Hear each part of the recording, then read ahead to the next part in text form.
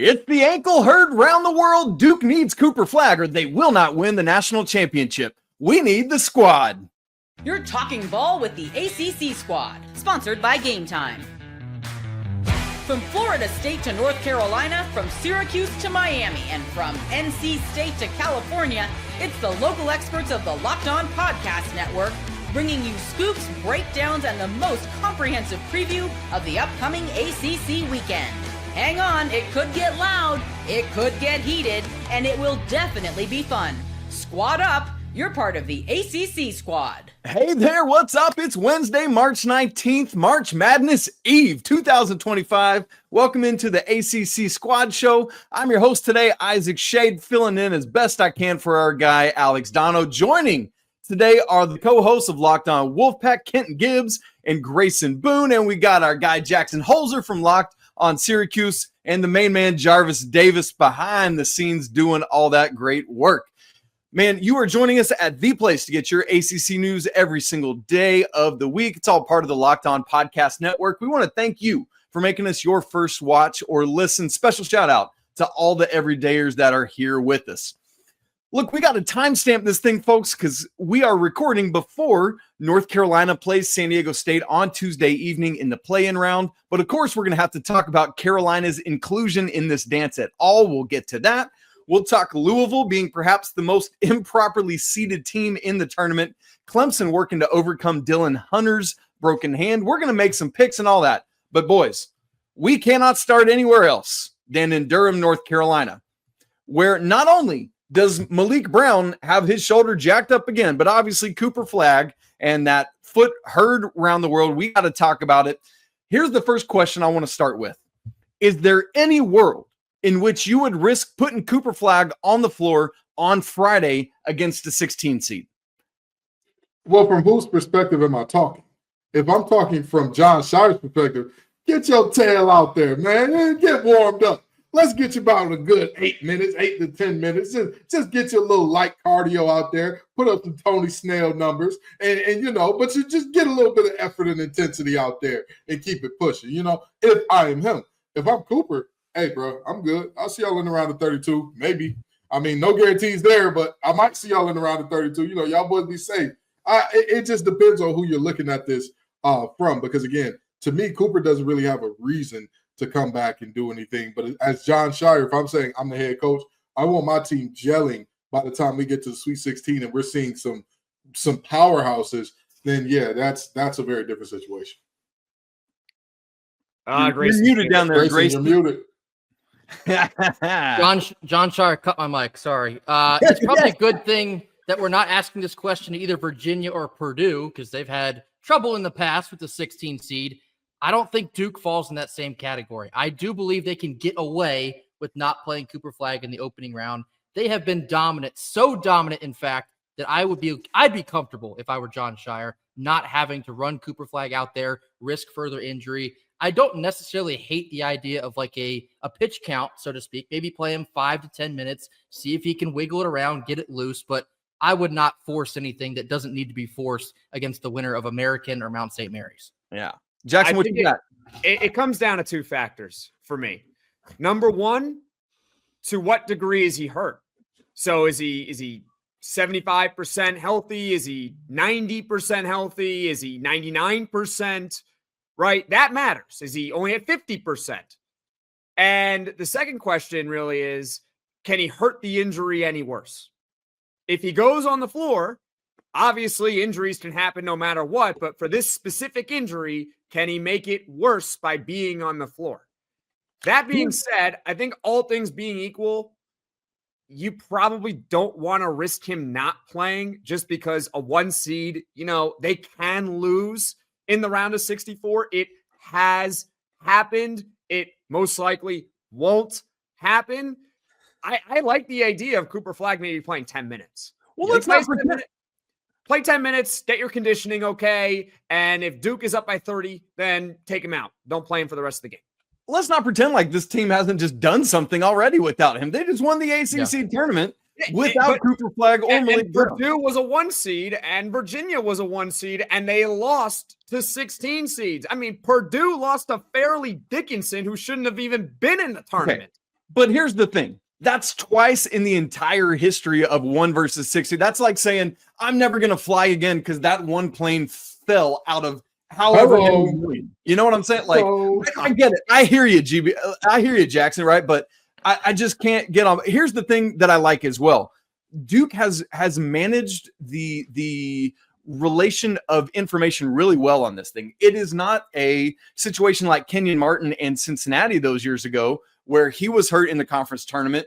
They told everybody what was up, and the committee dropped Cincinnati to a 2 seed. They lose to Tulane in the second round, and they're going home. We don't know if this is high ankle. We don't know if it's low ankle. We don't know where, because Duke has wisely controlled the flow of information out, and so now we're not sure. So the good thing is, too, if they hold him till Sunday, because it is Friday, Sunday instead of Thursday, Saturday, that's a win as well. If they wait till Sunday, that's a full 10 days since he came down on that thing. Next question. Without Cooper Flagg, without Malik Brown, assuming we don't see him either, who's got to step up for this Duke team if they want to go as far as they can? Oh, free the nipple. It's Conker nipple time, baby. He's got to do some great things in order for this team to be something special. I mean, realistically, who else are you looking at? You would want to say, well, Proctor's got all the experience, and, experienced guards tend to make magic happen in March. Stop it. You've got a lottery pick on this team that's not named Cooper Flagg. That lottery pick needs to let it fly, needs to do his best Pistol Pete impression, because guess what? At the end of the day, this Duke offense has been one all year that relies very heavily on stars being stars. Not to say that John Shire doesn't have a plan, doesn't have an offensive set, because he does. But if you watch them play, a large part of their offense is, you know what? We got to let this star be a star. We're going to put this star in position to get an open shot. Or we're going to put this star in position where he is against a much smaller matchup, whatever the case may be. So who's the next up offensively? Who do you think has the most efficient and effective offensive package that you can scheme up for on Duke? I would say it's Knippel by a mile, and that's where they're going to miss the most. Although Cooper Flagg does a little bit of everything, I think that the area where they don't have anybody who can do what he does in the greatest volume is scoring. I think the trio of Sion James, Tyrese Proctor, and Con Knippel, that should be enough in the first round. I think maybe when you face the winner of Mississippi State and Baylor, maybe the conversation changes there, but I really don't think they have much to worry about if they don't have Cooper Flagg at all. I'll also say this real quickly. I think the optics on Cooper Flagg have been good in that he wasn't on crutches. He wasn't in a wheelchair outside of him getting wheeled off of the court. Sure. He was just able to hobble around on 1.5 feet there. If I'm a Duke fan, I find solace in the fact that it didn't look like horrible. I think I'd be comfortable there. I think you guys mentioned all the names that need to be mentioned here as far as who needs to step up scoring wise. But can we get to the reality here? And that's, let's say, how far can Duke go without Cooper Flagg? That's a great question. How far can they go? I mean, I think they can get to the Elite Eight without him. I was just about to say Elite But Eight. they're not going to win a national championship if he's not on the floor, period. Yeah. Like, it's just not going to happen. And you know what's funny? You know who's in the path along the way to the Elite Eight? Let's say Baylor wins their first game. That's the second round matchup. Who is Baylor's backup point guard? Jeremy Roach? We might have that in the second round. There we go.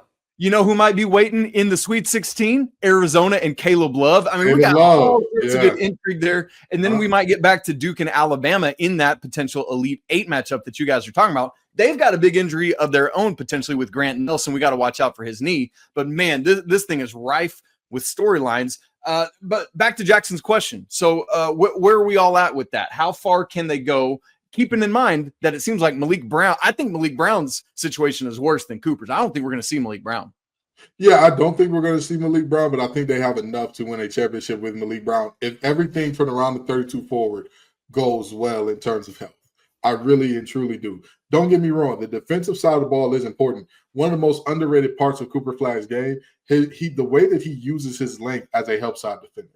That is something that really we don't see often out of guards and wings like him. It's not something that's like an everyday thing from a guy who can also fill it up the way he does. So he can cover up a little bit there. And Malawat's has been getting better and better as the year goes on as a rim protector. So again, it's not a situation that I'm looking at where it's like it's untenable. However, if you see Cooper Flagg go down again, right, and he decides, I tweaked it, stepped on it wrong again, I'm good. I'm going to be the number one pick. I've got a lot of money to go make.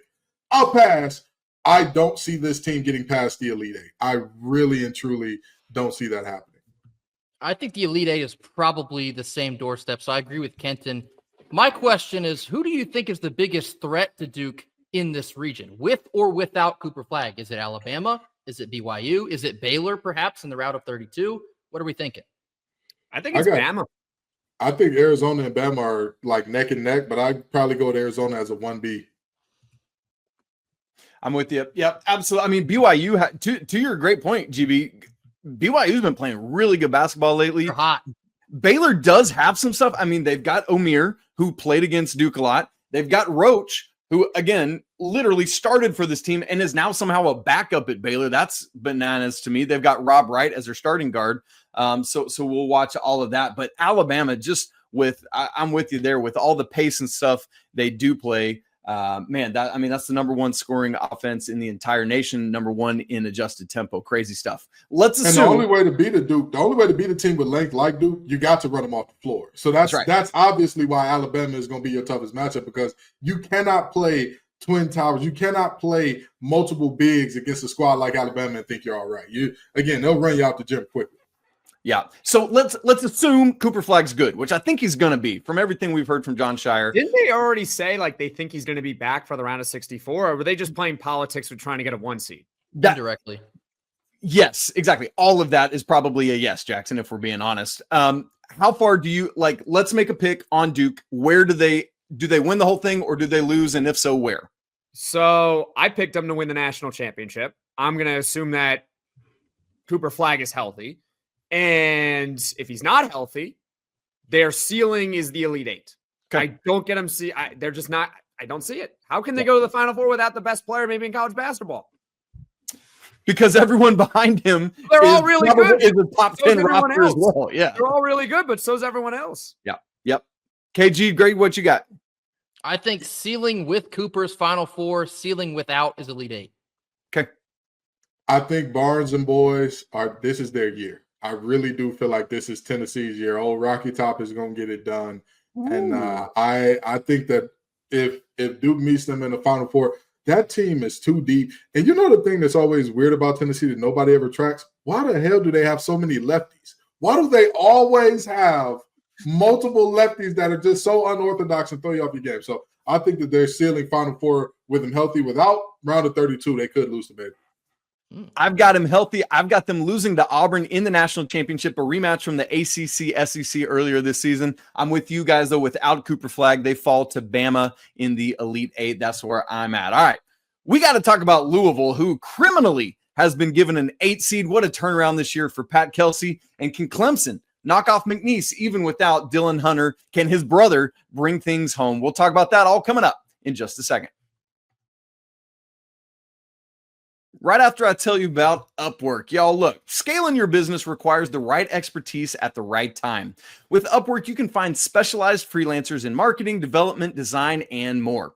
Experts ready to help you take your business to the next level. Upwork gives businesses flexibility by connecting them with top freelance talent across multiple industries, including IT, AI, web development, and marketing. So whether you need extra hands for a project or a long-term partner, Upwork makes hiring simple and affordable. If you need help with a marketing campaign, Upwork can connect you with a freelance expert who delivered incredible results. Posting a job is free, it's simple, and within a day, you can get multiple qualified candidates to choose from. So instead of hiring full-time, Upwork helps find affordable, top-tier freelancers to scale your business efficiently. Visit Upwork.com right now and post your job for free. Again, that's UPWORK.com, Upwork.com, to connect with top talent and grow your business today. This episode is also brought to you by Fabric. Life moves fast, especially when you have a family. One day you're watching your kids take their first steps, and before you know it, they're off to college and you're crying all the tears. That's why securing their future is so important. Fabric by Gerber Life makes it simple to get term life insurance that fits your family's needs. With Fabric, you can apply for term life insurance online right from your couch. You could be covered in under 10 minutes, and in many cases, no health exam is required. As a parent, I want to make sure my family is financially protected no matter what happens, and Fabric gives me that peace of mind. You can get $1 million in coverage in less than $1 a day. So protecting your loved ones, it doesn't have to break the bank. Fabric also offers free digital wills and access to investment accounts to help you plan for your children's future. So go ahead, join the thousands of parents who trust Fabric to help protect their families. Apply today in just minutes at meetfabric.com/lockedoncollege. Again, that's meetfabric.com/lockedoncollege. Policies issued by Western Southern Life Assurance Company, not available in certain states, and prices are subject to underwriting and health questions. All right, gang, let's get back into talking about some of the other action for the ACC. We got Louisville as the 8th seed in the South facing off against Greg McDermott and the Creighton Blue Jays. That game tips off on March 20th. That'll be 12:15 p.m. on CBS. The winner takes on the Auburn Tigers. And then as for Clemson, they are the 5 seed in the Midwest region, taking on 12 seed McNeese and Will Wade. That game is going to be also March 20th at 3:15 Eastern on True TV, if you can somehow find that on your dial. Fellas, let's start with Louisville. What an absolute bonkers turnaround in year 1 under Pat Kelsey. I mean, we got to celebrate that. But B, in the same breath, I want to hold the tournament selection committee accountable for their gross misplacement of Louisville in this bracket. Where are we at? That's the only thing you want to hold them accountable for? Glad you specified only Louisville there. Good catch. There's more to get to. We're just asking questions. But no, in all seriousness, the underseeding of Louisville is downright criminal. That is the miscarriage of justice, as people have called another thing that has happened here in this tournament. Jackson brought up a very interesting stat the other day on Locked On ACC, talking about where the last 5 teams that were ranked exactly number 10, which I believe Louisville was coming into the tournament, all of those teams at worst, the lowest any of them had been was a 4 or 5 seed? So the stat was, I think it was over the past 10 years, the team that was ranked 13th, exactly 13th, heading into Selection Sunday. We're not talking about how they were then ranked 10th after Selection Sunday. In the AP poll, no team got worse than a 5 seed in the NCAA tournament. No worse than a 5. Most of them got like a 3 or a higher seed. It makes no sense. I understand the AP poll is completely different. Sure. It's different. It's different people. I get it. How? How? An 8 seed is the equivalent of being like 30 in the nation, but you have the AP poll saying they're 13th? Something's wrong here. Well, and look, now in the new poll, they are 10th in the nation. The 9 teams ahead of them are the 4 1 seeds, the 4 2 seeds, and a 3. That's what's ahead of them. That's the exact I'm not asking for perfection here. I'm not asking for a perfect correlate for, you're number 3 in the country. You got to be a 1 seed or something like that. Or I'm not asking for that. What we're asking for is, hey, if this team is ranked 13 or then 10 in the country, how the heck do they get an 8 seed? That makes no sense. Yeah, Pat Kelsey, get in touch with Florida State's lawyers. I heard that they contract. You got to sue the AC. Go talk to them boys. Sue the committee. What Isaac just said is the tweet I have in front of me. 1 through 4, all 1 seeds. 5 through 8, all 2 seeds. Number 9 in the AP poll is a 3 seed. Louisville's 10 and is an 8 seed. And then number 11 is also a 3 seed. I know 3 is like half of an 8 if you're just looking at it real quick on the keyboard. I don't know how you messed that up. I have no idea how Louisville gets to the conference championship game and is an 8 seed. Clemson is seated higher than Louisville. Louisville beat Clemson twice this year. Yeah. Hello, what are we doing? Hold on. Go ahead. They're penalizing Louisville for being in the ACC, but they're giving Clemson a 5 seed, and then they're taking North Carolina. And Duke's a 1. And Duke is a 1. Hold on a minute. Here's the other side of the issue with stuff like this. This doesn't just penalize Louisville. This penalizes Creighton. This penalizes whoever. Like if Auburn should have to play Louisville, was number 1 overall. They got screwed. So if Auburn faces Louisville, instead of playing an 8 seed, they're really playing a 4 or a 5 in their second round matchup. Like that's the other part of the issue.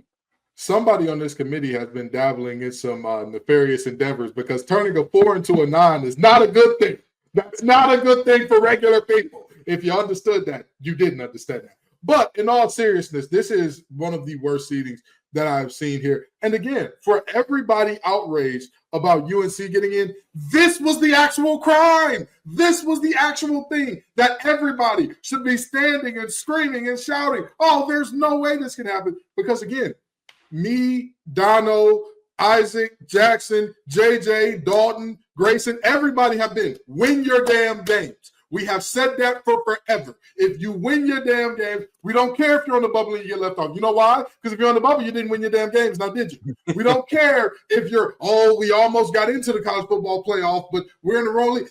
Win your damn games. You know what Louisville did? How many conference losses did they have? 2. One of them being to a 1 seed. Well, what more do you want from them? Beating teams that are in front of them. Everybody talks about UNC didn't beat the field. 2 wins against the field. One of them is against American. Louisville has how many wins against the field? Multiple of them coming against your precious 5 seed. What are we doing here? What are we doing? It's a travesty. It's a shame. And what was done to Louisville, to me, is the actual greatest crime of this tournament. All right, so the way you turn this around is you go out and you beat Creighton and then shock the world and kill Bruce Pearl and Auburn. Let's flip to the other side of the bracket to Clemson. I feel like because McNeese is such a strong team, because Will Wade is such a good coach who's going to be back at the Power 5 level next year. Of course he is. That everyone is assuming, like, because you pick a 12 over 5, you should go with McNeese over Clemson. Fellas, I need to know why people are wrong about that, and they should, despite Dylan Hunter's broken hand injury, why they should still be taking the Clemson Tigers. With all due respect to Dylan Hunter, is he the better of the Hunter brothers? Did I go to sleep overnight and Chase just disappeared into the middle of the night or something? Like, what? When everybody said, oh, Hunter's hand is hurt, I said, oh, Chase? Oh, boy, they in trouble. They're like, Dylan. I'm like, what is this? What is this nonsense? But more seriously, right? Even with Dylan Hunter's injury, do you all know how many players for Clemson played 30 or more games, or actually, 25 or more games and shot 35% or better from deep? How many? Just give me a guess. Give me a guess, guys. 2. 7. They had 7 guys: Miles Foster, Chase Hunter, Jake Hillbreeder, Victor Locken, Chauncey Wiggins, Ian Shefflin. Just call him the chef. The chef, and Jaden Zachary. So at what point do we get honest about, hey, the ACC may not be great as a conference. We do have some damn good teams. Clemson can shoot the blood out the ball. And what do we all know about Brad Brownell teams? They're going to get in the stands. They're going to defend. They're going to make it real tough on you on the offensive end of the court for you. So you combine those 2 things: a team with experience, a team with depth, a team where you have to step out to check a 7-footer at 20 feet. That is a dangerous team to anybody. With all due respect to Will Wade and what he's done to McNeese State, absolutely phenomenal job. Phenomenal turnaround in just 2 years. They don't have the horses in the stable to compete with Clemson. Not yet. And unfortunately for them, he may be coming to the ACC, so he won't have time to keep building there. Nudge, wink, wink. I say this as someone who totally does not need Will Wade to lose for any way, shape, or form, but I think Clemson is actually a bad matchup for McNeese. I think Sheff and Locken, I know they say March is a lot about guard play, but those 2 are going to wreak havoc on a relatively undersized McNeese team. That's right. I think Clemson's going to overwhelm them from the jump, and it will be Clemson early, everywhere in between, and often. And even still, they've got the guard play, right? Like they've got the balance of that with Jay-Z and with Chase Hunter. And so and Ken was talking about that experience. This is a team that went to the Elite 8 last year. I know PJ Hall's gone, but they got a lot of those dudes back. Jackson, anything on this before we move on? I just wanted to say something about Dylan Hunter here. So he's hurt. Okay. I'm looking at his production right now, and then there's going to be that Clemson fan that probably attacks me saying how valuable Dylan Hunter is to the Clemson Tigers. But if we're being honest with you, he's averaging 5 points a game this season. He shoots 31% from the 3-point line. I mean, if you can't beat McNeese State without Dylan Hunter, I'm sorry, then you're just not good enough. I'm sorry. So, yeah, I'm going to take Clemson. Kenton and Grayson are also taking Clemson. There's definitely no rooting interest there. No. Isaac, are you also taking Clemson, I'm assuming? Oh, yes. I've got Clemson going all the way to face Houston, and we'll see what happens there. I don't believe Purdue's the 4 here who they would face in the second round. Nah. Zach, I got Clemson in the Elite 8. I love it. Knocking off Houston? Yep, knocking off Houston, and they get a break in the round of 32 because one of my upsets is that High Point is going to beat Purdue. Man, I love that, Jackson. All right, guys, we were joking a little bit ago that the selection committee had some questionable decision-making. We've got another Carolina blue-colored decision that we need to talk about, and we'll do that coming up in just a second.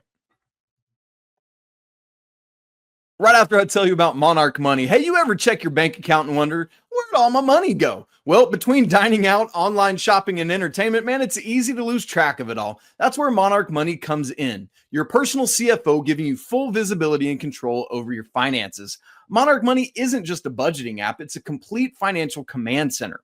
You can track all your accounts, investments, and spending in one place. So you stop just managing your money and you start building wealth. Instead of juggling multiple apps, you can use Monarch Money as one thing to check your finances, track your spending, and even plan long-term goals.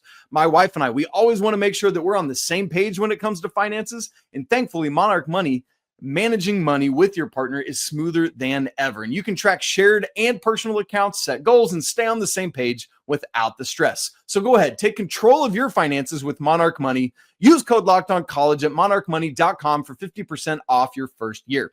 Again, that's monarchmoney.com, code LOCKEDONCollege for half off your first year. The NCAA tournament is here, and so is the bracket breakdown. Locked On Podcast Network and Amazon Fire TV channels are teaming up to deliver NCAA tournament coverage like never before. Watch studio shows featuring former players and Locked On's local experts as they guide you through every upset, buzzer beater, and bracket matchup. Stream it all for free on Amazon Fire TV channel. Search Bracket Breakdown to see it all for free. It's your team every day. One of those dudes was really good looking. Okay, guys, here we go.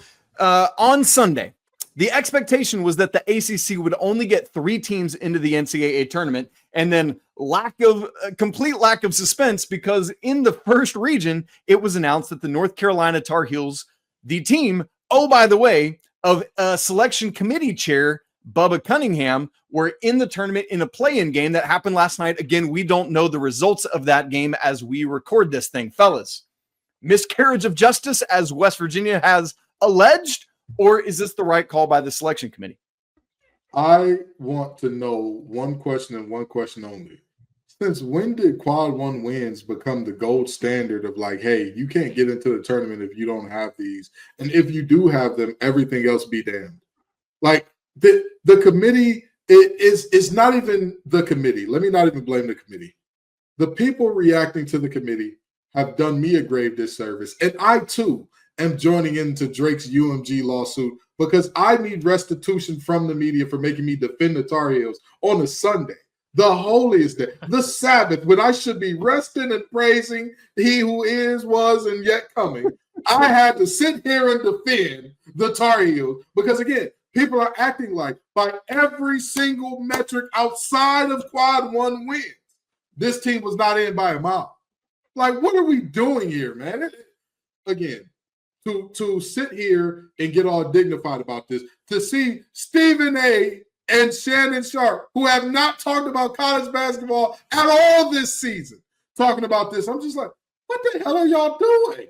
What are y'all doing? Tell me about Xavier. Tell me about him. Tell me what's so deserving about them that you would say, oh, they're head and shoulders above UNC that makes this make sense. Tell me about it. Tell me what Indiana has done. Again, I'll even let you include quad 1 wins, but you got to let me include quad 2 and 3. Tell me what they've done. That's so impressive. It's like, hey, they're irredeemably better than UNC. Again, to make me defend Tar Heels like this, you got a sick sense of humor. You got a really sick sense of humor to do such a thing. I don't care. Expand on that, Jackson. What do you mean? Indiana, West Virginia. My heart breaks. I'm so sorry. Sue whoever you want. You didn't win enough games. You left doubt in the eyes of the committee. That's your fault. I'm sorry. I'm sorry you're not going to be participating in March Madness this season. You know what? Next season, maybe win a few more games. With the new coach, Indiana and West Virginia. Yeah. Well, West Virginia's having a really rough few days. Ugh. Indiana, brighter days are probably ahead. Yeah, win your games. Isn't that the whole point of this? Win your games. And if you can look pretty during those games, that would be nice as well. You didn't win enough. You were on the bubble. You want to know the secret to getting in the tournament? Don't be on the bubble or win your conference. Because if you win your conference, guess what? You're automatically in. So, and as a Wolfpack fan, I can tell you, if you win it, you can do anything. You get crazy in there. You get a little crazy. You know what? It happened last year to NC State. Yeah, you're right. I don't care about Indiana and West Virginia because the reality, quad one wins, sure. Yeah, UNC, 36 in the net, 33 in Ken Palm. Indiana, 54 in the net, 48 in Ken Palm. West Virginia, 51 in the net, 53 in Ken Palm. Okay, the predictive metrics all there said UNC was a better team, but you want to sit here and throw quad one wins at me, blah, blah, blah, blah, blah. Win your damn games. All right, well, if y'all aren't going to do it, I'm going to do it. This is the National Corrupt Athletic Association, and I ride with my dog, the state governor, Patrick Morrissey, in the great state of West Virginia. What on earth took place in this selection committee? Actually, I know what took place. Corruption, nepotism, Bubba Cunningham took place, might I add. This was ridiculous. I'll put all the metrics aside. The idea that Bubba Cunningham wasn't in the room while they're making these decisions. This reminds me of like a Michael Scott meme where he's just standing outside the glass with his hands on the window. Like, what? Come on. They're going to do right by the chair of the committee. Not to mention it's his last year in doing so. Oh, did he get bonuses? Why, yes, he did get bonuses for Carolina getting into the tournament. This is preposterous. People are going to call me biased. I don't care. This is a miscarriage of justice to the highest degree, and I demand order in my court. I demand that they win more basketball games so they leave no doubt. Can I just say, was there somebody on the squad who specifically warned us all, if UNC is on the bubble, they're going to get in. If they're close, they're going to get in. If only somebody had warned us of this. If only somebody knew. Again, I make no bones about this. Yes, I do think that brand bias definitely came into it. And of course, let's be honest about this, right? Oh, you can't big up your team while you're in it. You can't big up your team, but you know what you can do? Dirty Mac the other team. Oh, yeah, you could say that Indiana. Oh, what do you mean? You know what? I can't say anything about North Carolina. I can say, is Woodson even going to be there next year? Like, do they even, like, are they even inspired right now? That West Virginia team, I mean, have they done anything relevant since Huggins left? You know, Press Virginia ain't walking through that door, ladies and gentlemen. I just don't understand what we're even here for. Again, I can't say anything about UNC, but I can tell you about those other schools that are on the bubble here. But again, UNC is not the only team with terrible metrics or with terrible quad one metrics. They got it. There are multiple teams who fit that qualification, who fit that criteria. And I hate to acknowledge this, but it has to be said. If the brand weren't as big and as storied for whatever reason, story is a very interesting word considering reading and all that at UNC. But if it wasn't a brand as storied as UNC, it wouldn't be a big deal because, again, nobody's beating the table about Xavier. I have not seen a single person say Xavier getting in is the biggest travesty I haven't seen anyone cry about Texas. Nobody's but here's the thing. Let's stick on Xavier, though. Let's stick on Xavier because I've been talking about this week. Let me take off my Locked On Tar Heels and Locked On ACC hat, put on my Locked On College Basketball hat. Xavier's resume is worse than North Carolina's, and they were more safely in, according to almost every bracketologist, and then by the seed line. This is a team that also only had one quad one win. And so that's equal and even. And when you look at everything else, all the rest of the resume metrics that we're looking at, Xavier's paled in comparison to North Carolina's. That's the bigger issue to me is that Xavier's in and more comfortably so with the worst resume. That and I'm not even necessarily saying Carolina should have been. I'm just specifically speaking about the Xavier side of this thing, that is a miss as well. I also really I want to go back to Grayson's point. While the bylaws of the tournament committee mandate that if your team or your conference is being discussed, you have to recuse yourself. But the humanity in it, you're going to be, if there's not direct negative things, the indirect of like, well, it's Bubba and we had drinks last night. That whole thing, that's humanity, man. And that factors in.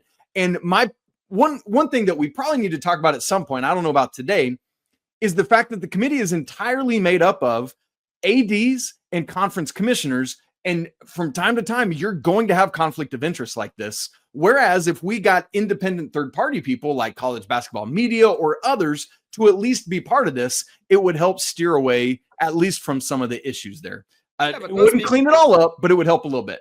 I mean, those people have alma maters too. So why can't they get biased? Fair. I mean, I recognize that. I'm a basketball bracketologist. I should be included in this, right? There's so many of them out there, and they're getting better and better, by the way, at predicting the field. So shout out to those people. But they also went to school for the most part.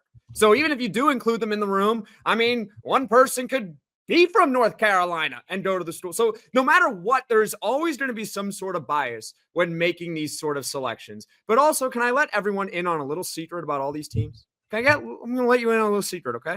North Carolina, Indiana, West Virginia, none of them are winning. They're not winning the tournament. They're not winning. Sorry. No, they're not winning. We're going to cry about an 11 seed play-in team? This is where you're not winning. I know an 11 seed from North Carolina that was pretty. They went to the Final Four. Did they win the national championship? Let me tell you something. Before we get out of here, I just want to drop one last Final Fours matter, though. We can't say that they matter, but they didn't win. I think there's a difference between bias when it's like, oh, that's my alma mater, and bias when you get $100,000 plus. With all due respect, last time Syracuse went to the Final Four, did your check get heavier, Jackson? Isaac, did your check get heavier? Really make any money? Isaac, did your check get heavy? Me and Grayson were both there, and we still had to go clock in our 9 to 5s after NC State went to that Final Four. So I think it's a difference between us and an AD who gets a direct bonus that's more than the average American household's yearly salary for his teammate. I got one left in the chamber, so let me send it in, Jerome. If Cunningham was not in the room for UNC, was he in the room for Indiana? Was he in the room for Xavier? Was he in the room for Texas? Yes. Okay. So I rest my case. Thank you. Yep. Yeah, you're telling me that it's corrupt, and I'm telling you, I don't care. Win your damn games. All right, boys. Hey, we have had 2 previous play-in teams make it all the way to the Final Four, VCU in 2011 and UCLA in 2021. So we'll see if there's any noise there. Next week on ACC Squad, we'll obviously wrap up the first weekend of the NCAA tournament. We'll look ahead to the Sweet 16 and Elite 8. And you know what? Even though our conference is dumped on, we're still more elite, and we're still going to have like 3 Final Four teams, and everyone's going to cry and boo-hoo, and we'll celebrate and party, and it'll be great. All right, folks, for Kenton Gibbs, for Grayson Boone, for Jackson Holzer, I'm Isaac Shade. This has been Locked On ACC Squad. We'll see you next week, but until then, peace.